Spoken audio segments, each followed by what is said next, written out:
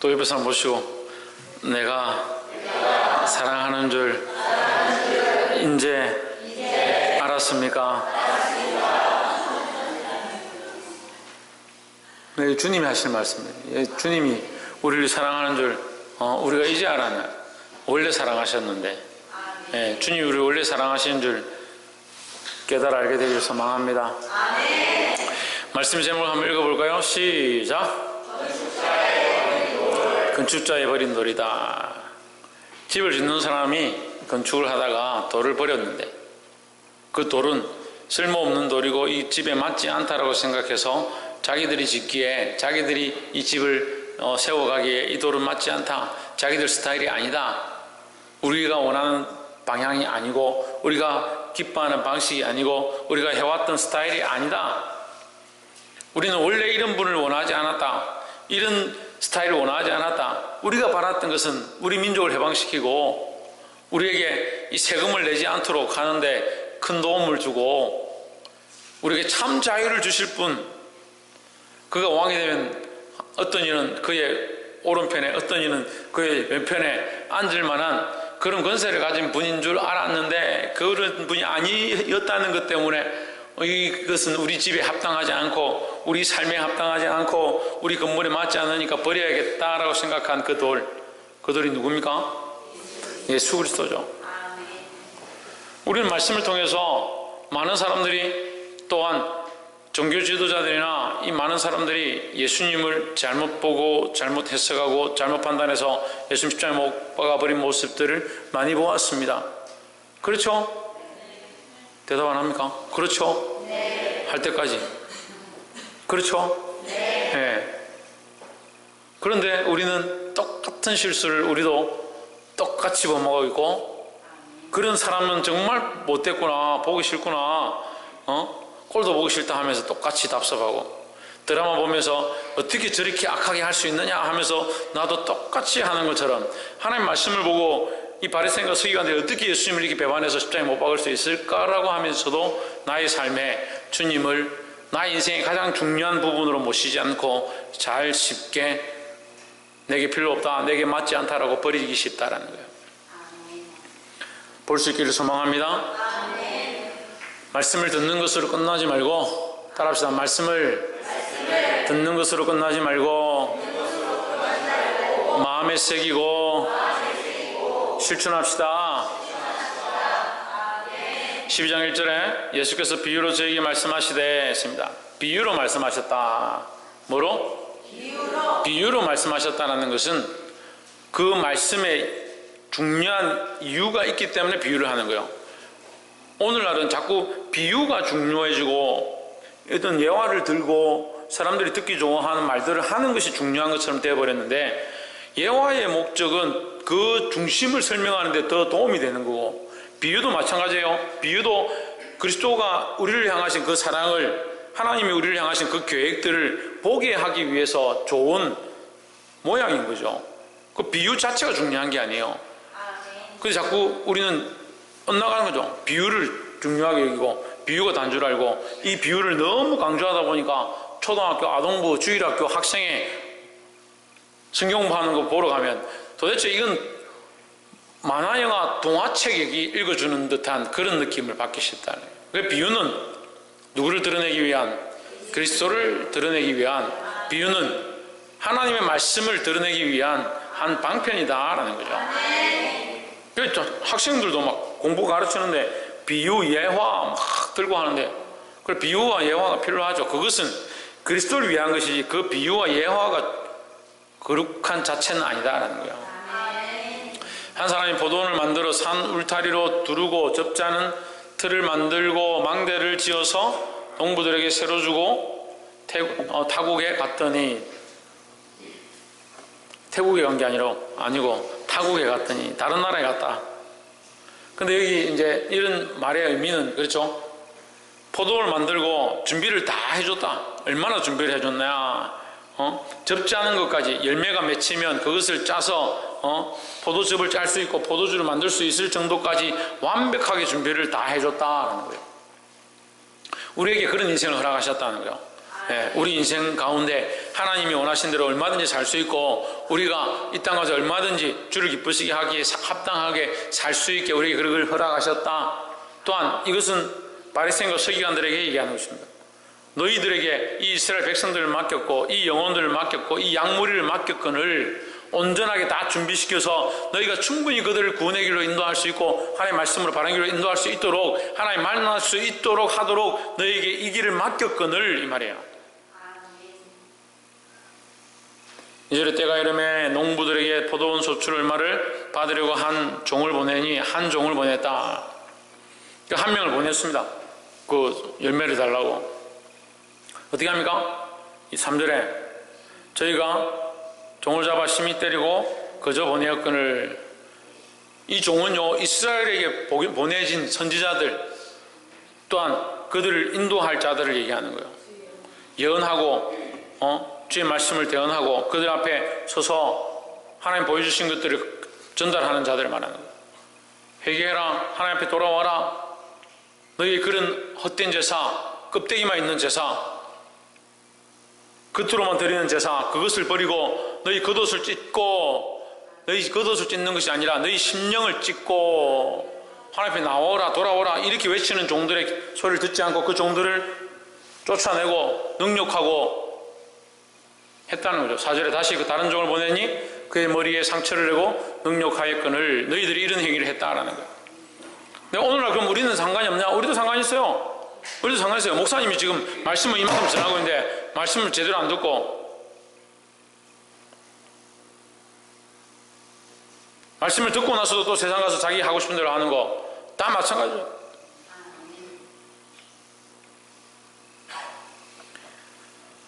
5절에 또 다른 종을 보내니 저희가 그를 죽이고 또 그 외 많은 종들도 혹은 때리고 혹은 죽인지라 했습니다. 다른 선지자들 보내고 다른 예언가들 보내고 다른 주의 종들을 보냈지만 그들도 때리고 죽였다. 왜 때리고 죽였을까요? 자기들 이익에 합당치 않다는 거예요. 자기들 이익에. 자기들이 세우고자 하는 것에 합당치 않다. 자기들하고 맞지 않다는 거예요. 6절에 오히려 한 사람이 있으니 곧 그의 사랑하는 아들이라 최후로 이를 보내며 이르되 내 아들은 공경하리라 하였더니 했습니다. 마지막 한 사람을 보냈는데 그게 누구냐? 예수님이죠. 예수님 보냈습니다. 이 예수님은 존경할 거다, 공경할 거다라고 생각합니다. 홍채윤 누구를 보냈다고? 김용호 누구를 보냈다고?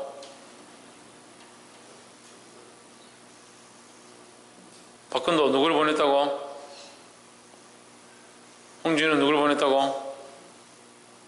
예수님 보냈다. 예수님을. 마지막으로 예수님을 보냈는데 예수님은 공경하고 받아들일 줄 알았죠. 그런데 예수님 또한 어떻게 했다? 7절 한번 봅시다. 저 농부들이 서로 말하되 이는 상속자니 자 죽이자. 그러면 그 유업이 우리의 것이 되리라. 여기에 유업이 나오는 거야. 유업이. 그들의 유업은 결국 그들의 유산과 유업은 어디에 있느냐? 이 땅에 있는 거죠. 예. 이 지금 눈에 보이는 것을 얻기 위해서 더 큰 상속과 더 큰 축복을 걷어차고 당장 보이는 이것을 위해서 그 아들을 죽이는 그런 장면이 나오는 거예요. 8절에 이에 잡아 죽여 포도원 밖에 내어 던졌느니라 했습니다. 누가 그랬어요? 농부들이 그랬죠? 예, 우리는 그런 적이 없습니다. 우리가 그랬죠. 우리가 예수님의 말씀대로 살지 않고 내가 원하는 유익과 이익을 위하여 듣지 않고 배반하고 떠나있던 이 모습이 결국 이 농부들이 하는 모습과 똑같다라는 거죠. 볼 수 있기를 소망합니다. 9절에 포도원 주인이 어떻게 하겠느냐? 와서 그 농부들을 진멸하고 포도원을 다른 사람에게 주리라 했습니다.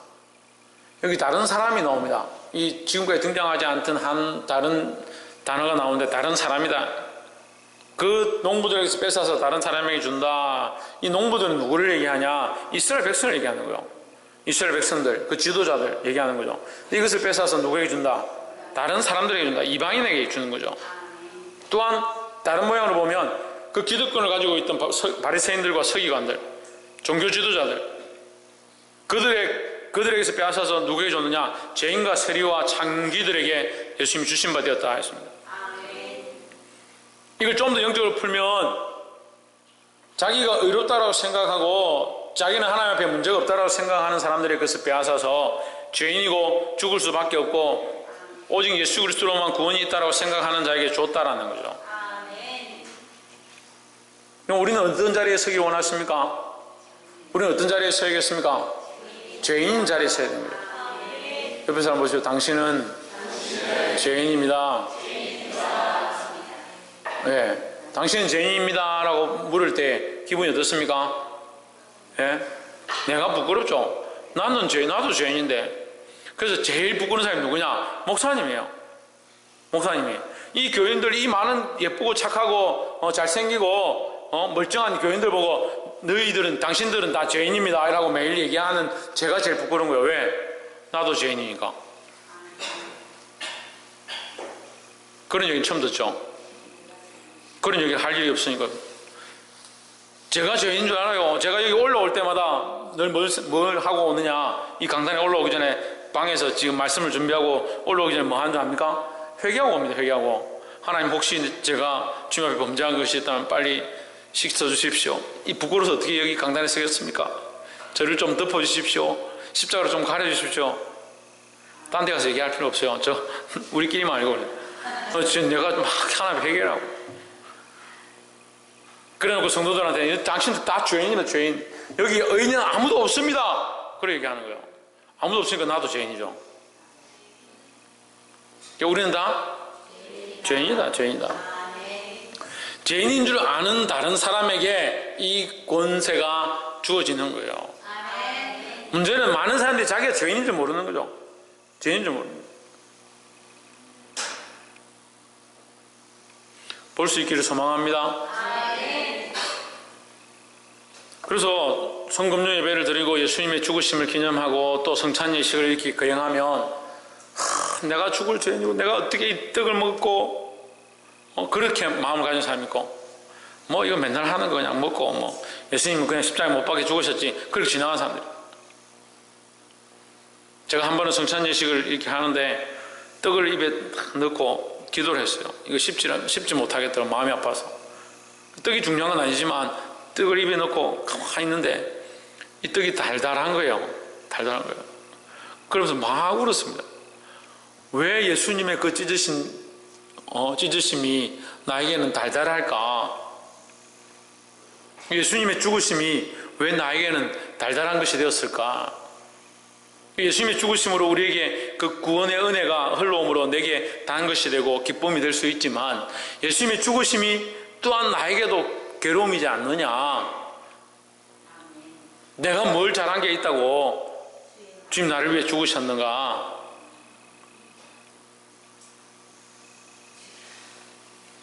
볼 수 있기를 소망합니다.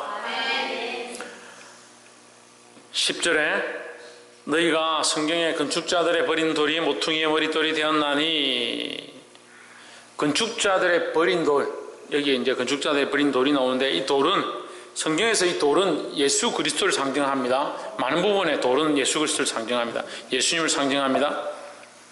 다니엘이 보았던 환상에도 그 우상에 세워진 우상을 향해서 날아왔던 마지막 그 시대에 날아왔던 돌은 뭐냐? 그 우상을 깨뜨리는 바위다. 그 돌이 뭐냐? 예수를, 산돌, 떠인돌이라 하죠. 산돌이라 하고 떠인돌이라 한다. 이건 뭐냐? 예수 그리스도다. 그 돌이 뭘 하느냐? 이 세상의 문화를 깨뜨리고 이 세상에 옳다라고 하는 걸 깨뜨리고 이 세상에 예수 없는 것들을 깨뜨린다라는 거죠.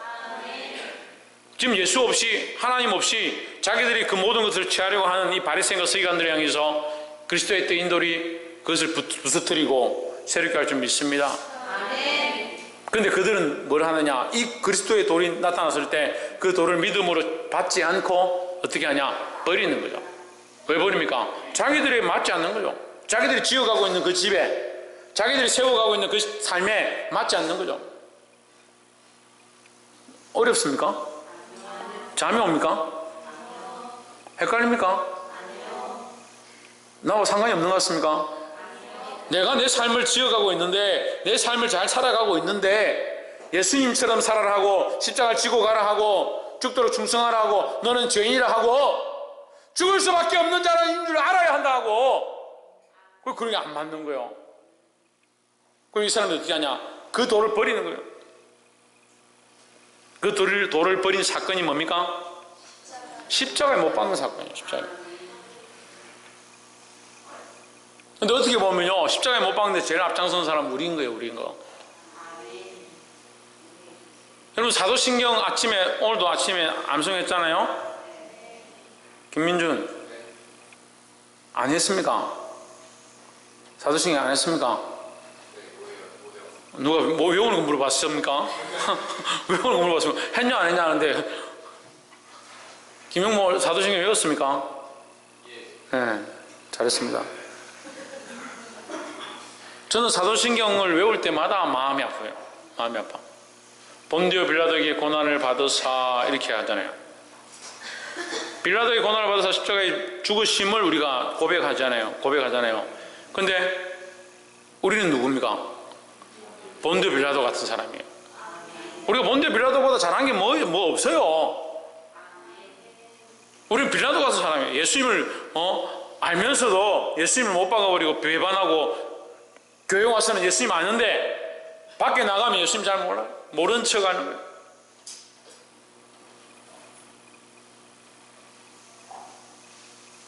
이 세워가는 자기의 기득권과 자기의 삶과 맞지 않아서 그 돌을 버렸다. 우리도 또한 주님과 맞지 않는 삶, 주께서 우리에게 살아가라고 할 때 그것을 배반해서는 안 된다라는 거예요. 그 사람들의 관점에서는 그것을 버린 것이 되지만, 하나님의 관점에서는 그 돌이 버려진 거 없어지는 것이 아니라 결국 그 버린 돌이 하나님의 섭리를 따라 새로운 역사를 창조하는 일을 한다는 거예요. 모퉁이의 머릿돌이 되었다. 모퉁이의 머릿돌이라는 것은 집을 짓기 위해서 기준이 되는 거예요. 그 모퉁이의 돌을 세워야 좌우로 벽을 쌓을 수 있는 겁니다. 모퉁이 돌을 세워야 좌우로 집을 쌓을 수 있는 거예요. 그 사람에게 필요 없는 것처럼 되어서 그 건축자를 버렸지만, 하나님은 그를 사용하셔서 결국 새로운 역사를 이루어가는 거예요. 이것은 영적인 문제도 똑같은 거예요. 영적으로 사단은 이 모퉁이의 이 쓸모없는 돌이라 버렸을 때 그들은 승리한 줄 알았고, 쓸모없는 돌처럼 버렸고 그의 아들을 죽였을 때 그들은 이긴 줄 알았고, 이 세상이 승리하고 사단이 것이 되는 줄 알았고, 죽음이 승리하는 줄 알았습니다. 하지만 사망도 죽음도 그리스도의 그 부활을 막을 수 없었다는 거죠. 그래서 사망이 쏘는 것이 어디냐? 죽음은 너희 서는 곳이 어디냐? 우리는 예수 그리스도로 말미암아 이 사망과 죽음을 이기고 부활의 소망을 가지는 줄 믿습니다.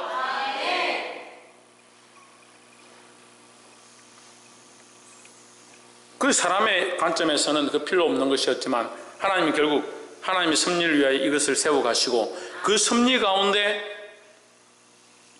유대인들도 이방인들도 그 모퉁이 돌을 중심으로 다시 세워지게 됐다.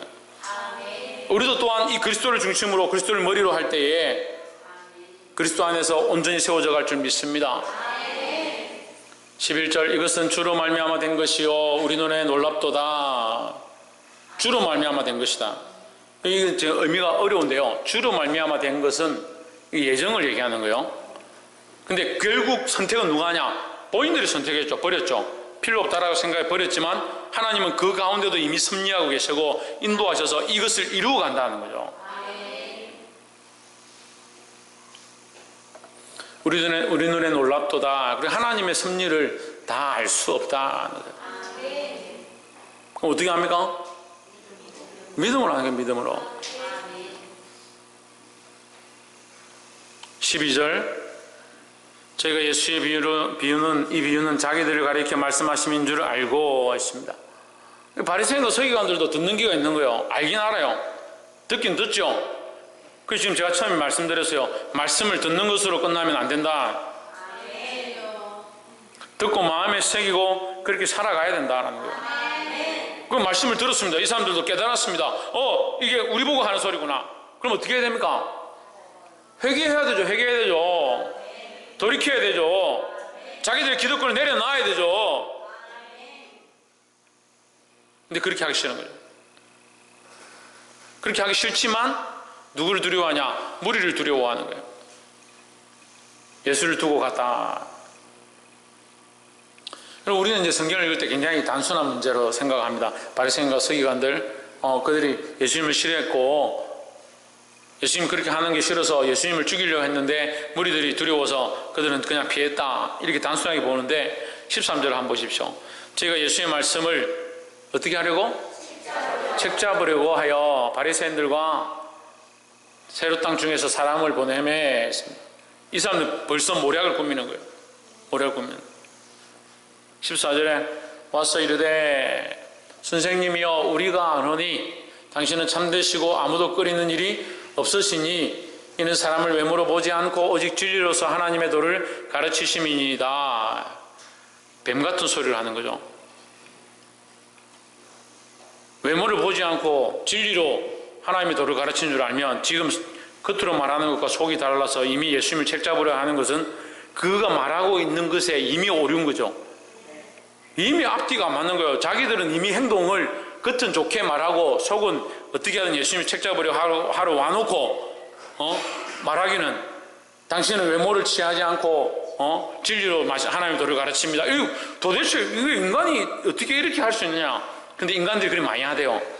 목회해보니까 그런 인간들이 참 많더라고요. 겉과 속이 너무 다른 거예요. 겉으로는 목사님 맞습니다. 목사님 어떻게 그렇게 좋은 말씀을 하십니까? 그래 좋은 말씀하면 순종해야지. 와 나는 말씀을 어떻게 목사님 그렇게 해석해가지고 그렇게 가르칩니까? 그렇게 가르치면 그렇게 살아야 될까 아이가? 와 안 사노?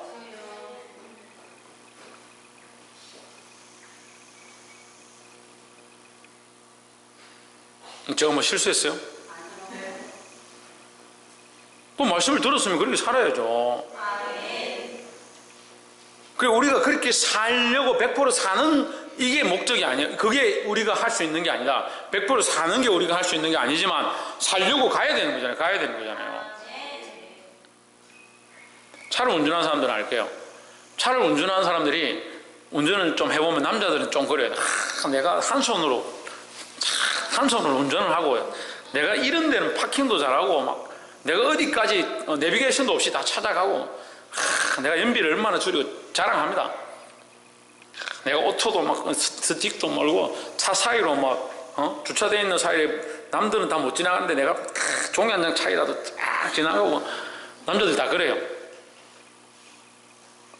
근데 좀 생각해 보십시오. 남자들이 뭘 했다고? 뭘 하는데요?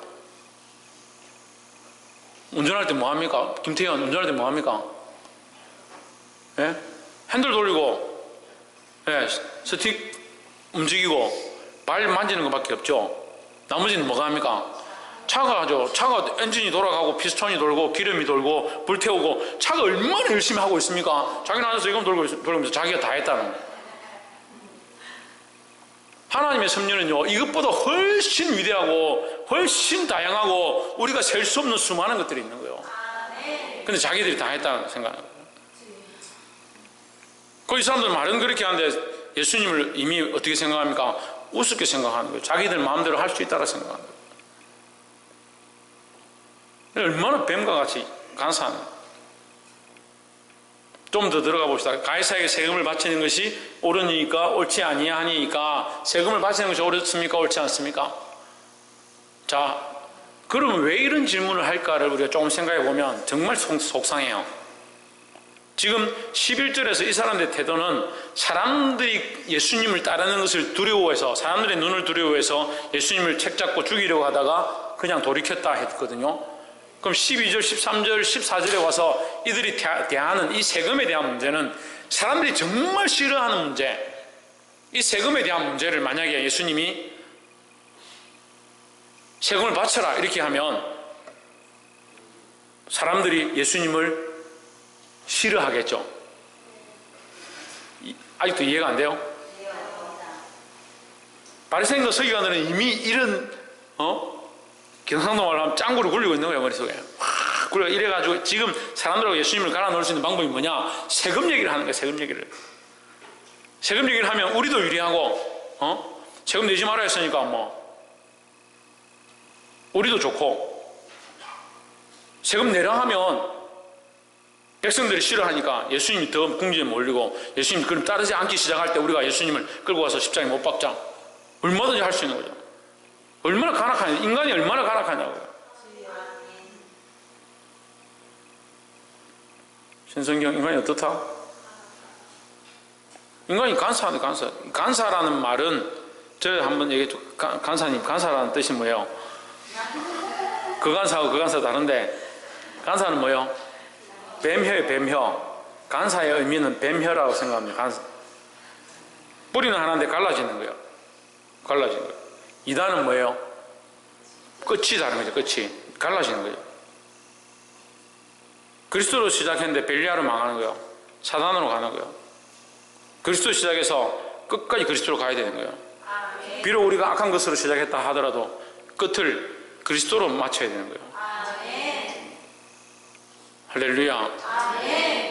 여러분, 이거 반드시 기억하십시오. 우리가 비록 살아온 생이 지저분하고 연약하고 죄로 물들어 있다 하더라도 우리의 마침은 그리스도로 끝나야 하는 거예요. 이것이 우리의 소망이 되어야 되는 거예요. 이 간사해가지고요, 말은 당신은 거룩하고 하나님의 도를 가르치시는 분입니다, 외모로 취하지 않습니다 하지만 그들의 생각들은 이미 갈라져 있어요.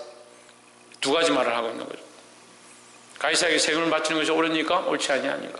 백성들이 제일 싫어했던 것, 그래서 폭동이 이 시대 당시에 로마를 대적해서 일어났던 폭동의 제일 큰 원인 중에 몇 가지들이 이 세금에 대한 문제예요. 백성들이 어려운데 세금을 바쳐라 하니까 로마 군인들에게 대항할 만큼 폭동들이 많이 일어났었다. 그만큼 백성들의 이 감정이 고조되어 있고 미미한 이 부분들이 있는데, 그 세금을 바치는 것을 지금 예수님께 묻는 거예요. 15절에 우리가 바치리까 말릴까 한데 예수께서 그 외식함을 보시고, 외식함이 뭡니까? 돈 주고 밖에 가서 밥 사 먹는 게 외식입니까? 외식이 뭐예요? 껍데기만 지금 포장해 놨다는 거예요. 속은 다른 생각인데 껍데기만 포장해 놨다. 그리고 회칠한 무덤이 뭡니까? 밖에 페인트 칠을 하고 안에는 썩어 있는 구더기가 있는 걸 회칠한 무덤이라는 거예요. 밖에는 페인트 칠해가 예쁜데, 자매들 너무 포장 많이 하면 안 돼요. 포장 예쁘게 해가지고 다니는데 속은 믿음은 하나도 없고, 그래 포장하는 게 문제는 아니죠. 믿음이 있으면 괜찮지. 믿음도 있고 포장도 하고, 포장이라니까 모르니까 믿음도 있고 화장도 예쁘게 하고. 자매들 따라합시다. 믿음도 있고. 우리 자매들 왜 안 합니까? 믿음도 회복하고, 건강도 회복하고, 미모도 회복하자. 형제들, 믿음도 회복하고, 건강도 회복하고, 장가도 빨리 가자. 우리 형제들이 이렇게 많은데 장가를 안 가요, 장가를. 장가를 빨리 장가가요. 이미 장가간 사람들은 빨리 애 낳고, 장가 더 가실 수 없는 분들은 자식들 빨리 장가 보내고, 시집 보내고, 시집 가고 장가간 사람들은 빨리 자식 많이 낳고. 우리 교회는 특수 명령을 줬습니다. 기억합니까? 기억 안 해요? 3명 이상. 3명 이상. 무조건 3명 이상. 우리 교회 등록하려다가 3명 이상이라 했다가 놀래가 도망가지 마. 할 수 있으면 3명 이상. 무슨 얘기 하다 그러죠? 외식함을 버리고, 껍데기만 포장하지 말라. 껍데기만. 껍데기 포장하는 게 죄는 아니지만 속이 더럽고 속이 안 돼 있는데 껍질만 단장하고 거기 치중하면 안 된다는 거죠. 그래서 어찌하여 나를 시험하느냐, 데나리온 하나를 가져다가 내게 보이라. 나를 시험하느냐라는 말은 이미 내가 너희의 속을 안다 이 말이에요. 데나리온 하나를 가져다가 내게 보이라. 16절 가져왔거늘 예수께서 이르시되 이 화상과 이 형상과 이 글이 누구의 것이냐 이르되 가이사의 것입니다 했습니다. 참 예수님 지혜롭죠. 17절에 이 예수께서 이르시되 가이사의 것은 가이사에게, 하나님의 것은 하나님께 바치라 했습니다. 그럼 결국 가이사의 것은 가이사에게 바치고 하나님의 것은 하나님께 바치는데 결국은 누구의 것입니까? 다 하나님의 거죠. 하나님께 바치라 하시니 그들이 예수께 대하여 매우 놀랍게 여기더라 했습니다. 이것을 뭐라 합니까? 세상이 감당치 못하는 자다라는 거예요. 세상이 감당할 수가 없어요. 그래서 결국 어떻게 합니까? 그들은 십자가에 못 박아버렸죠. 그래 못 박아버리는 것이 그들의 승리인 줄 알고 그것이 기득권을 유지할 수 있는 길인 줄 알았지만 결국 하나님 그걸 바꾸셔서 모퉁이의 머릿돌이 되게 하신 역사로 인도하신다라는 거예요. 우리가 지난주 부활의 말씀을 역전의 역사를 보았고 또한 오늘 부활의 그 새 역사가 우리 앞에 시작되었습니다. 믿음으로 살아서 이 부활의 산 소망을 경험하시기를 소망합니다. 세상에서 버림받고 세상에서 비난받고 힐난받고 끝난 것처럼 보이지만 우리는 하나님 앞에서 세워져 가야 될 자들이라는 거예요. 우리의 껍데기가 중요한 게 아니라 우리의 속 사람이 하나님 기뻐하시는 사람이 되어서 세상이 감당치 못하는 이 그리스도의 모양을 우리가 가지게 되기를 소망합니다. 옆에 사람 보십시오. 세상이 감당치 못하는 삶을 삽시다. 할렐루야. 기도하겠습니다.